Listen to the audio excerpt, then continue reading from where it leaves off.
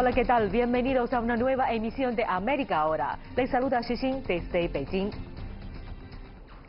En la próxima media hora les presentaremos en primer lugar una investigación sobre el escándalo de corrupción relacionado con la constructora Odebrecht. Para ello conoceremos las perspectivas de uno de los jueces brasileños que está encargados de las múltiples causas penales de esta trama que ha tenido alcances en toda la región. Luego viajaremos a México, país que ha implementado un novedoso sistema electrónico tributario que ha generado interés a nivel internacional por su utilidad para combatir la corrupción. Finalmente nos quedaremos en la Ciudad de México para conocer el programa con el que el aeropuerto capitalino mantiene a los pájaros alejados de las pistas a fin de evitar accidentes. Quédense con nosotros, comienza América Ahora. Lucha contra la corrupción en Brasil.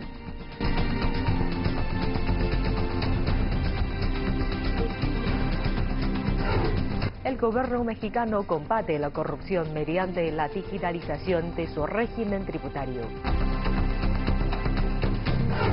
El aeropuerto de Ciudad de México utiliza aves de presa para ahuyentar a los pájaros que podrían causar accidentes. La corrupción ha sido el tema de la Cumbre de las Américas de este año, que se ha celebrado en Perú. Algunas de las acusaciones estaban vinculadas a Odebrecht, la mayor constructora de América Latina. Estuvo asociada en su día con la prosperidad y ambiciosos proyectos de infraestructura en la región.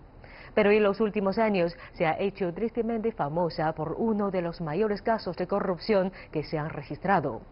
Decenas de ejecutivos de la compañía han admitido que pagaron sobornos y donativos a políticos de varios países a cambio de contratos de construcción de infraestructuras. Nuestra investigación comienza en Brasil, donde comenzó este escándalo de corrupción. CGTN ha conseguido una entrevista exclusiva con el juez brasileño que se está encargando de las múltiples causas penales de esta trama y que están reverberando en toda la región.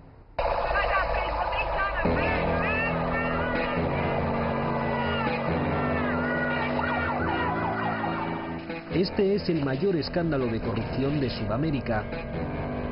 Y aquí en Brasil ha golpeado a los negocios y a la política en lo más profundo. Más de la mitad del Senado brasileño se ha visto implicado en acusaciones de soborno. Se ha ordenado asistir a los tribunales a una tercera parte del Congreso de Brasil. Multimillonarios brasileños que una vez fueron casi intocables en esta sociedad han sido esposados y encarcelados.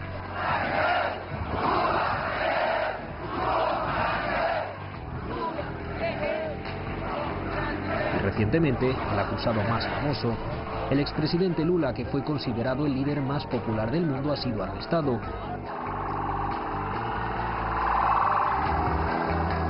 Algunos dicen que es justicia para todos, otros que es una caza de brujas. Hemos hablado en exclusiva con Sergio Moro, el joven juez brasileño que está supervisando esta investigación masiva. Le preguntamos dónde acabará todo esto, con un Brasil nuevo y menos corrupto o con un país más dividido.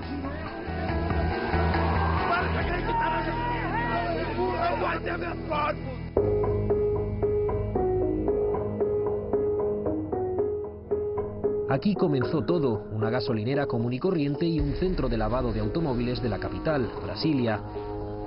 En marzo de 2014 estaba bajo vigilancia de la Policía Federal. Investigaban un caso de blanqueo de dinero.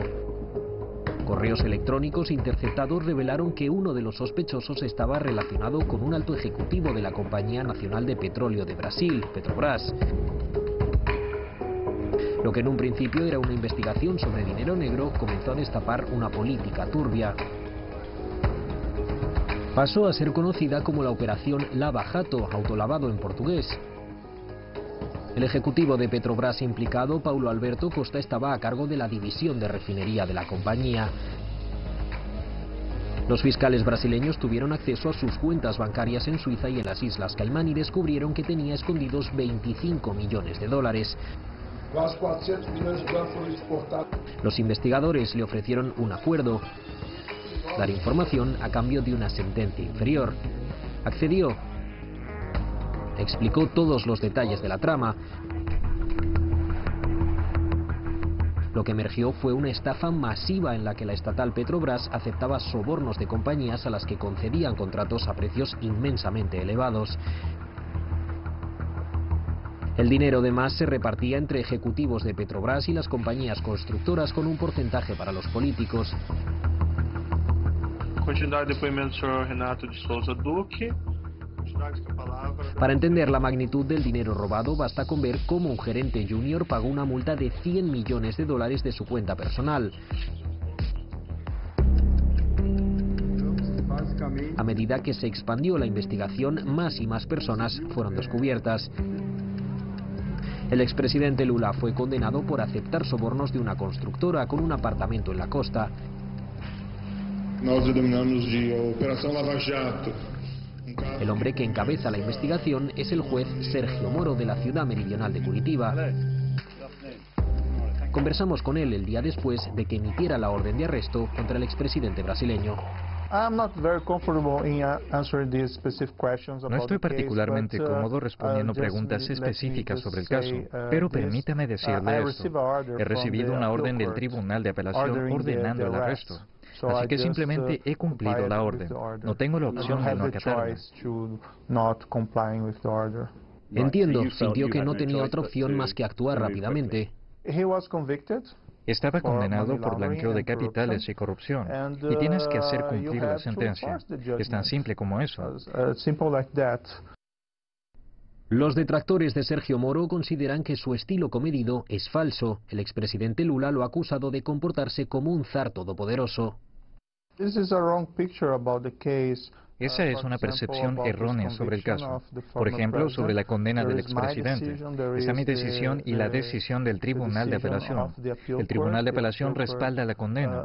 Presentaron un habeas corpus en el Tribunal Supremo en Brasilia y perdieron. Así que hay más jueces involucrados en el juicio, en juzgar este caso y en las apelaciones. No es el trabajo de un solo hombre.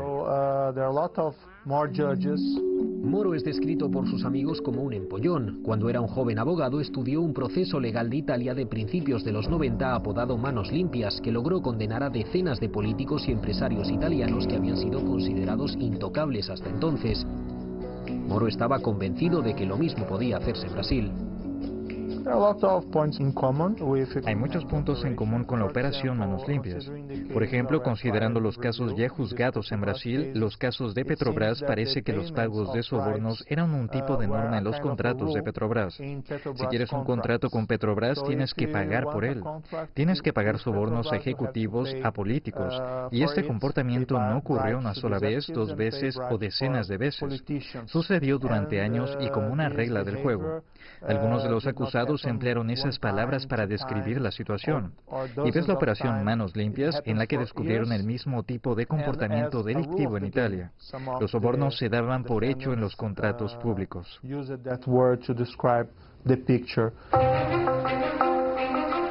Este magistrado ha cambiado radicalmente la forma en la que se trataban los casos de corrupción en su país. Solían ser un proceso legal lento y no concluyente. Ahora los arrestos se han acelerado, las detenciones previas al juicio son comunes, pero quizás lo más importante es que con regularidad se llega a acuerdos de negociación de la condena con los acusados que colaboran. Creo que el acuerdo de culpabilidad es muy importante. A veces solo quienes cometen el delito tienen información útil o pruebas sobre sus propios delitos. Así que usas a un delincuente contra los otros.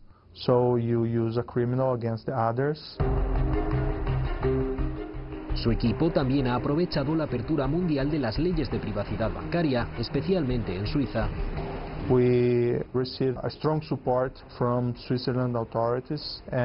Recibimos un fuerte apoyo de las autoridades de Suiza.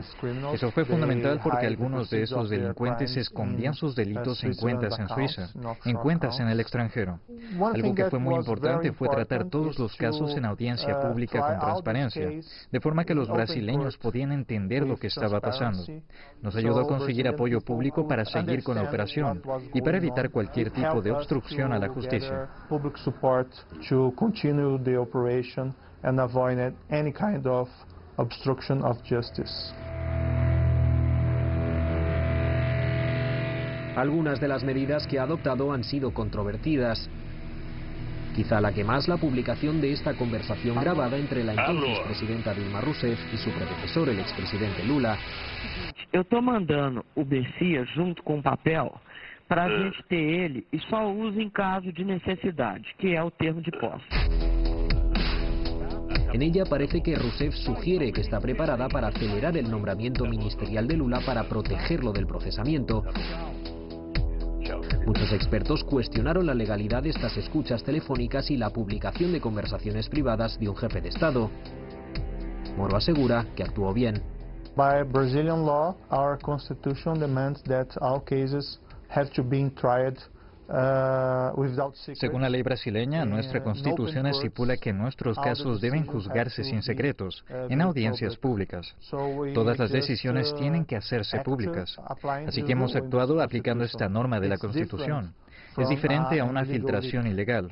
Por ejemplo, en este caso tomé la decisión de hacer públicas las pruebas. No se hizo en secreto. No fue una filtración. Fue una decisión en una audiencia pública. Not in secret, it was not a leak, it was a decision in an open court.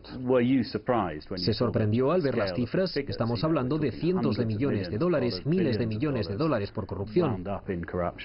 No one in the beginning have the idea. Al principio nadie tenía ni idea de cuán grande sería el caso. Siempre tuvimos la percepción de que la corrupción era elevada en Brasil, pero es diferente cuando tienes las pruebas, cuando ves las pruebas.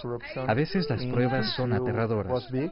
But it's very different when you have the evidence, when you look at evidence, and sometimes the evidence is frightening. ¿Puede cambiar realmente Brasil su cultura de corrupción? El caso de Brecht es un ejemplo. Durante más de un siglo ha sido una de las compañías de construcción más importantes de Brasil. Fue responsable de varios proyectos emblemáticos, incluida la reciente renovación del Maracaná para el Mundial de 2014.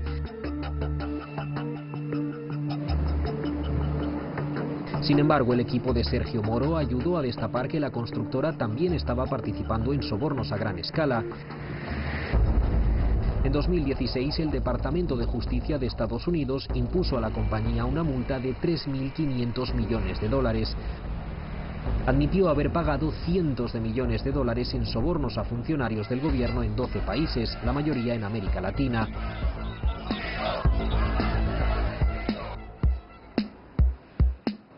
Marcelo Cabral, periodista brasileño, ha ahondado en el caso de Brecht.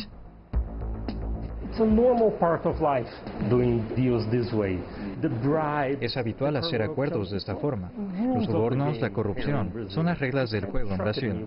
Me impactó ver la naturalidad con la que actuaba la gente y también la profesionalidad que requiere en algunos momentos. Tienes compañías con departamentos dedicados a eso. Gente que va todos los días a trabajar para sobornar a gente. Esa es la función principal de la compañía. Es una locura. Tu trabajo en la compañía es organizar un plan para sobornar a la gente.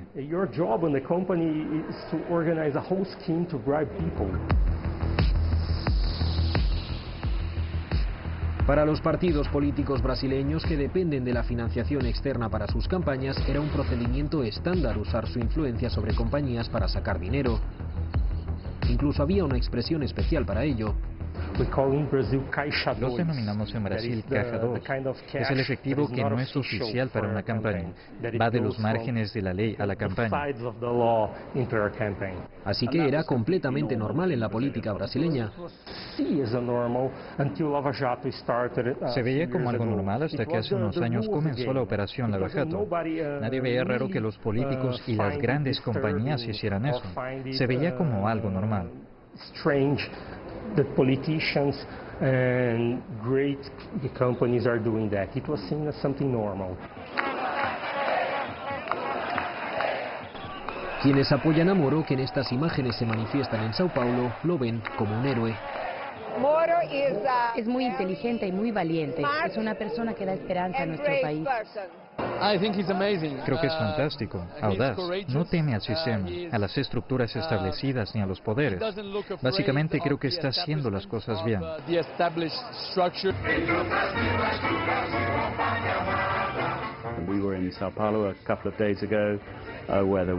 Estuvimos en Sao Paulo hace un par de días donde hubo una manifestación. Vimos fotos de su cara en camisetas de la gente, muchas personas hablando de usted, todas apoyándole. ¿Cómo se siente? ¿Le incomoda?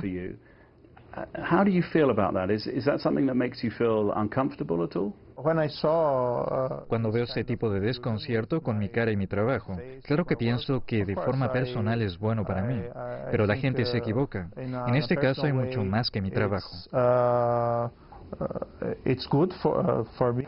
Perseguidor, hombre que persegue el presidente Lula. Otros creen que está persiguiendo a su héroe.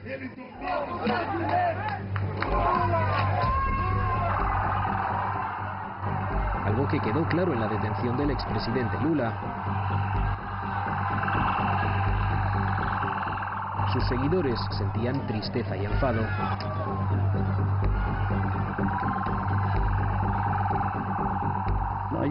¿Está preocupado por su seguridad? Hay algunas medidas de seguridad para protegernos a mi familia y a mí. En cierta forma, creo que el sólido apoyo de la opinión pública a esta investigación, el caso Lava Jato, también ayuda a proteger a las personas involucradas en el caso. Los detractores de Moro lo acusan de ser demasiado condescendiente con los políticos brasileños de derechas. Pero él insiste en que es imparcial y destaca que sus investigaciones han tenido como objetivo a políticos de todas las partes. Considera que el oportunismo y no la ideología es lo que alimenta la corrupción.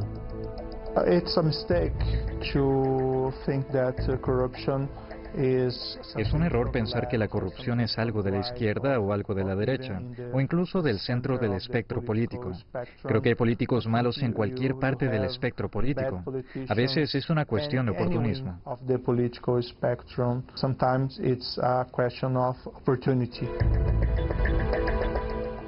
Lo cierto es que Brasil no ha visto nunca nada igual. Políticos y empresarios en la cárcel. ¿Será un cambio duradero?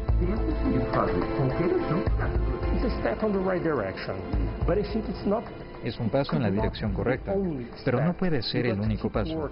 Tienes que seguir trabajando en ello. Tienes que hacer que las compañías crean realmente que no es bueno pagar sobornos a políticos. O tienes que dejar claro a los políticos que habrá consecuencias.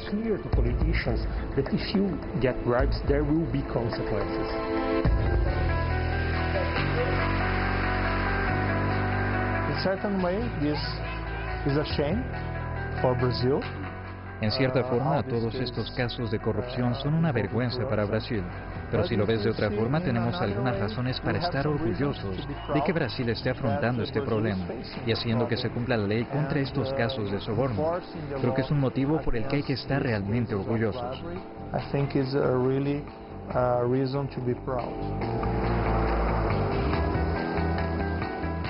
Algunos se han preguntado si Sergio Moro podría estar pensando en lograr un cargo político.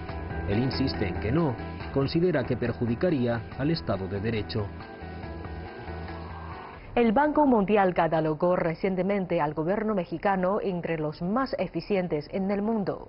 Esto a raíz de la decisión de las autoridades mexicanas de digitalizar la mayor parte de sus procedimientos burocráticos. A su vez, dicha decisión ha elevado la transparencia en la transferencia de fondos, al tiempo que ha convencido a más corporaciones y ciudadanos de declarar sus impuestos de manera electrónica. En cualquier lugar de México se dice que alguien siempre está tratando de engañar al sistema. Se dice también que si luce como corrupción y camina como corrupción, es que alguien está tramando sobornar a alguien.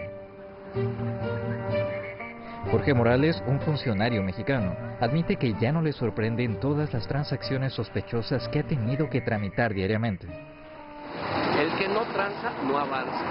O sea, aquí tranza en México es corrupción. Por ejemplo, de acuerdo con el gobierno mexicano, tanto ciudadanos como corporaciones han dejado de pagar miles de millones de dólares en impuestos mediante la fraudulenta revisión a la baja de sus ingresos en sus declaraciones fiscales. De todo ello dan constancia las fotografías del gobierno sobre formularios fiscales que se han acumulado en los escritores de contadores a lo largo de los años. Esto hasta que el gobierno decidió cambiar las reglas del juego. Al digitalizar todos estos procedimientos para que los contribuyentes declaren sus impuestos por vía electrónica. El resultado final es que los mexicanos más que nunca están declarando sus impuestos. Se considera que la declaración electrónica de impuestos es más fácil y transparente, lo cual permite que los agentes fiscales determinen con mayor rapidez si los contribuyentes están declarando sus impuestos de manera correcta. Como resultado, la recaudación fiscal ha ido al alza en México y los ingresos tributarios se han duplicado con respecto al lustro anterior. Se trata además de un régimen fiscal que financia, entre otras cosas, muchos de los programas sociales y sanitarios del país latinoamericano. Este es el Servicio de Administración Tributaria en la Ciudad de México. Su interior está adornado con los trabajos de artistas mexicanos a quienes se les permitió donar sus obras de arte por no poder pagar sus impuestos. Los carteles que cuelgan en el patio les recuerdan a los agentes fiscales y a otros empleados las cualidades respeto, compromiso, responsabilidad y honestidad. A su vez, este enorme cartel recuerda la meta de la entidad, que antes era recaudar 2,96 billones de pesos en ingresos fiscales y ahora se ha elevado a 3 billones, lo cual equivale a 170,000 millones de dólares. Así lo asegura Adrián Guarneros del Servicio de Administración Tributaria. Estos son los ingresos fiscales del país. Se han duplicado con respecto a la cifra de hace 5 años. Las iniciativas del gobierno mexicano, desde la digitalización de la recaudación fiscal hasta los procedimientos electrónicos de monitoreo aduanero para importaciones y exportaciones, se han ganado los elogios del proyecto Hacer Negocios del Banco Mundial. Charlotte Yang, especialista en desarrollo del sector privado de la entidad, destaca que México figura entre las economías más aptas para hacer negocios. De hecho, de las 190 economías contempladas por el proyecto Hacer Negocios del Banco Mundial, México figura en el número 6, lo cual supone una tremenda mejora y un gran logro para ese país. Yang puntualiza que la declaración electrónica de impuestos entraña menor contacto humano en el proceso, lo cual reduce la corrupción. Tal como se aprecia en muchas películas mexicanas, la corrupción en el país se expresa de muchas maneras, puesto que alguien siempre está tratando de sobornar personalmente a algún funcionario. Sin embargo, con el nuevo sistema electrónico, las declaraciones de impuestos se remiten por vía electrónica, lo cual conlleva menor interacción humana o posibilidades de falsificar o modificar las facturas. De acuerdo con nuestras investigaciones, es más probable que haya corrupción cuando existe interacción directa entre el contribuyente y el personal de la Administración Fiscal.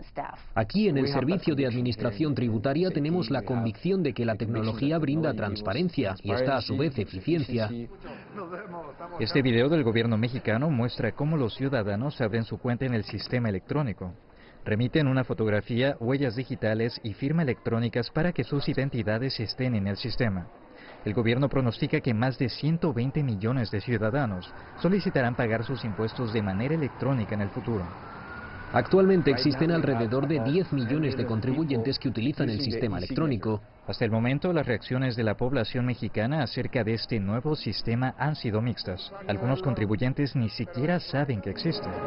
Pago electrónico todavía no. ¿Por qué? Porque no existe el sistema. Ahorita todavía existe el sistema de banco. Pero hay sistema electrónico, sí, de gobierno. Sí. ¿No sabes eso? No, no sabía yo. Ah. Pero también hay quienes aseguran que la declaración de impuestos por vía electrónica es más cómoda. Es más fácil. Más rápido. Más práctico. Lo es para muchos contribuyentes mexicanos que consideran que este proceso reduce las posibilidades de corrupción y fraude. ¿Piensas es verdad? Sí, es verdad. Yo creo que sí, hay menos oportunidades. Antes de la digitalización se registraban muchos fraudes, por ejemplo, circulaban facturas impresas falsas. Esto era algo muy difícil de controlar por la autoridad fiscal. Si había facturas falsificadas era mucho más difícil detectarlas que ahora, se perdía mucho dinero. Pero el país ya no está perdiendo, sino al contrario ganando miles de millones de dólares más en ingresos fiscales, de acuerdo con Adrián Guarneros, quien recalca la importancia de esta tendencia en un momento en el que han caído las exportaciones de petróleo de México. Todo ello ha contribuido a estabilizar la economía mexicana. La economía mexicana depende en gran medida del petróleo. Las autoridades han sido capaces de compensar la caída de los beneficios petroleros gracias a los ingresos fiscales. Es por ello que la economía mexicana ha figurado al alza en comparación con otras economías en el mundo. La base electrónica de datos fiscales y financieros del Servicio de Administración Tributaria de México también se puede compartir actualmente con instituciones bancarias y crediticias para agilizar los procedimientos de préstamos para pequeñas y medianas empresas, conocidas como pymes. Esta base de datos permite que el prestamista realice una evaluación clara de los activos y las garantías de las firmas para que éstas puedan recibir créditos. Por ejemplo, existe un alto número de pymes en México, muchas de las cuales carecen de un edificio o terreno propio. Estas firmas solo disponen de activos móviles, por ejemplo, sus propios equipos o maquinaria y cuentas por cobrar. Todos estos activos tienen el potencial para utilizarse como garantías para que estas pymes obtengan créditos de entidades prestamistas. Por ello, merced a estos esfuerzos, México figura muy bien en la clasificación de negocios relativa a las concesiones de préstamos. Lo que hemos hecho en México es que cada vez que un contribuyente presenta una factura electrónica, esta también la recibe la autoridad fiscal, lo cual nos permite recopilar toda la información tributaria.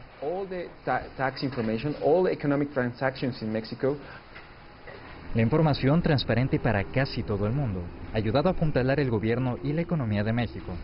Por otra parte, muchos países han puesto la mirada sobre un gobierno que ha optado por digitalizar sus procedimientos como un modelo de hacer negocios a partir de la tecnología moderna. Hace un par de días fue Egipto, muchos países de América Latina y también Vietnam e Indonesia. Aunque México aún hace frente a críticas desde muchas partes del mundo sobre corrupción y asuntos de derechos humanos, tal como el asesinato o la desaparición de miles de civiles cada año, las autoridades fiscales del país aseguran que hay razones de sobra para sentirse orgullosos por la digitalización y la transparencia en el sistema tributario, lo que dota al país de una dirección más clara en lo que a contabilidad se refiere. Como institución nos sentimos muy orgullosos. Invitaría al mundo a que conozca la experiencia de México. Creo que eso puede demostrar de qué somos capaces y de qué son capaces los demás. También qué es lo que no hay que hacer. Muchos de ustedes recordarán la historia del piloto Sully. En 2009 consiguió hacer aterrizar un avión comercial en el río Hudson en Nueva York y salvó las vidas de 150 pasajeros y de la tripulación. Un ave que chocó contra el avión y rompió los motores fue lo que causó aquel aterrizaje forzoso. Para evitar este tipo de accidentes, en el aeropuerto de Ciudad de México ha entrenado halcones que mantienen a los pájaros alejados de las pistas. Aves de presa que patrullan las instalaciones aeroportuarias.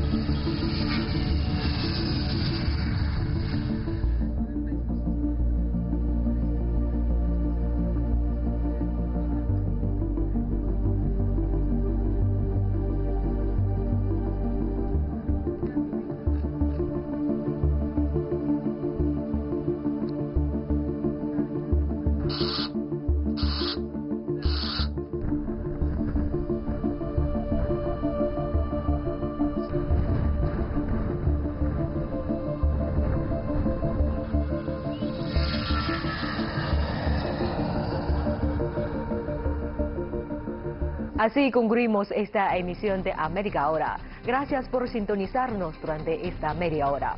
Soy Xixin de Beijing. Nos vemos en la próxima emisión.